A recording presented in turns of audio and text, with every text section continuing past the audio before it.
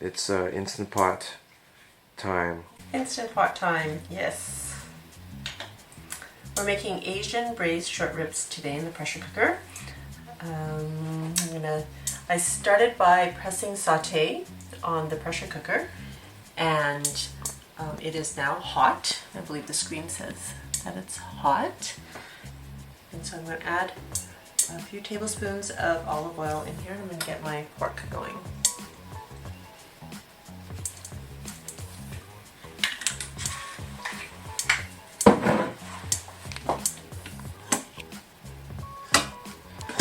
Just going to move the oil around a little bit to cover the pan.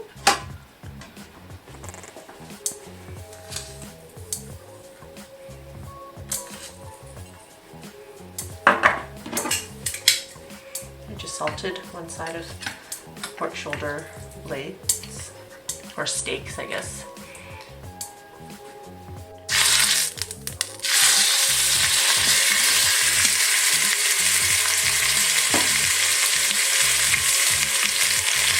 Chop the other side. I'm just going to brown it for about a minute or two on each side.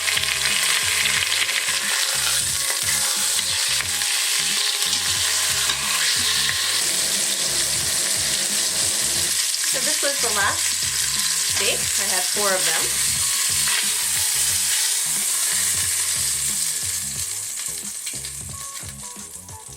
I think personally I like to brown them on the stove because I have a pan that's have a wider bottom than the pressure cooker. But it takes me a little bit more time if I'm just going to use the pressure cooker, but it only took a couple of minutes per side. Now adding my garlic and ginger.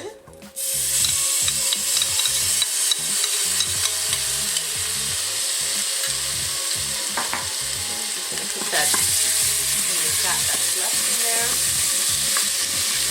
for about a minute until fragrant. I love the smell of garlic and ginger cooking. And you also see all the brown bits left by the pork. And when I put in my liquids, we're going to scrape all that stuff off. And it'll add so much more flavor into the sauce. Adding my soy sauce and vinegar.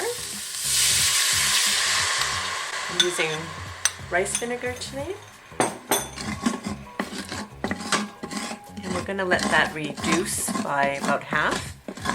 While it's heating up, I'm just going to scrape the bottom of my pan. And that's called deglazing. I don't know if you can see, but you can. So I'm scraping it.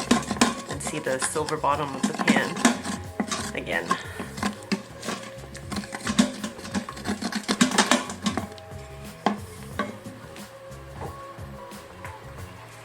So they'll stop moving around. That's why they sent the silicone mitts. Okay, just gonna let that simmer for a little bit until it reduces by about half, and I'll add in the rest of my liquids. For this one, I'm just gonna turn off the saute mode. I'm going to add about 3 cups of chicken broth.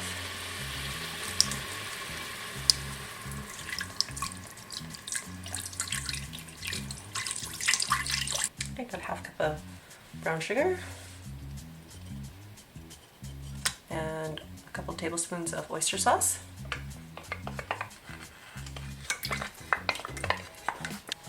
Stir this around, make sure that the brown sugar dissolves. Okay, I'm going to put my pork back into the pot.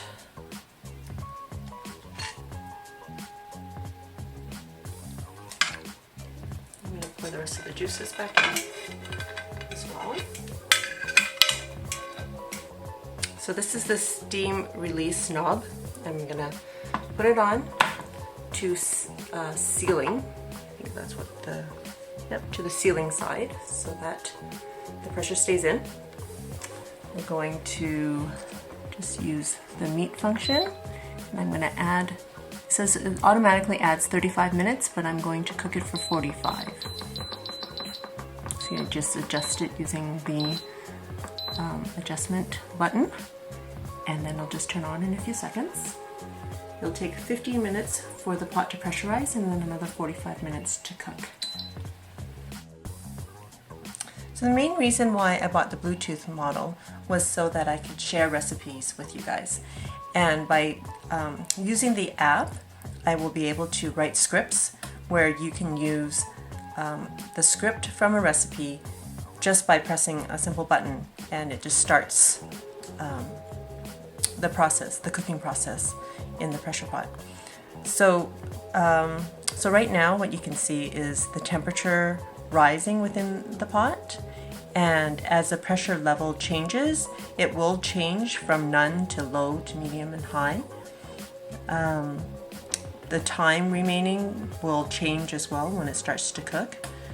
And so it's been interesting for me just to watch what's going on inside the pot from my app. So you can't really tell what's going on by just watching the pot itself. Yeah, so I'm looking forward to sharing more recipes with you. So now on the app you can see that the pressure cooker has started cooking and is pressurized now. The time remaining is 44 minutes. Temperature is 237 and the pressure level is now high. So here's the corresponding information on the pot itself. It doesn't give you a temperature, but it does tell you that the pressure is high. You have 43 minutes left and that it's paired with my phone. Ha! Okay, the meat has finished cooking, and although it says that the pressure level is none, so you can see that the float valve is still up, and we want that to fall down before it's safe to open the lid. So you can wait for it to naturally cool down within the cooker and the valve will naturally fall, or we can vent it through here. So what I'm going to do is release the steam through the venting knob. Ready?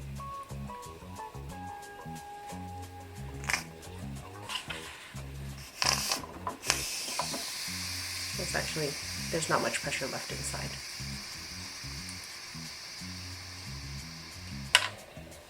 See, the valve just dropped down.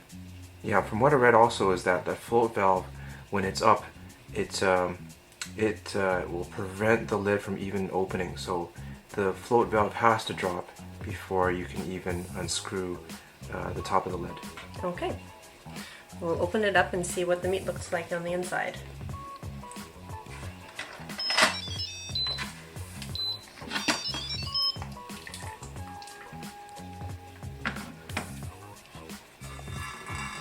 You can see the meat just fall off the bone.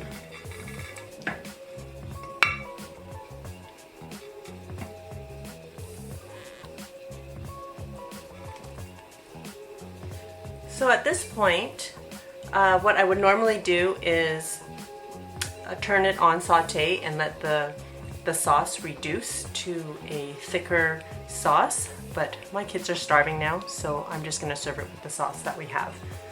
So with the pressure cooker, I was able to make this meal in 45 minutes cook time, whereas if I was cooking it over the stove and in the oven, it would have taken me over 2 hours in the oven. So it saved a lot of energy, stove energy, electricity, and time. So I'm really happy that I can convert some of my recipes to the pressure cooker.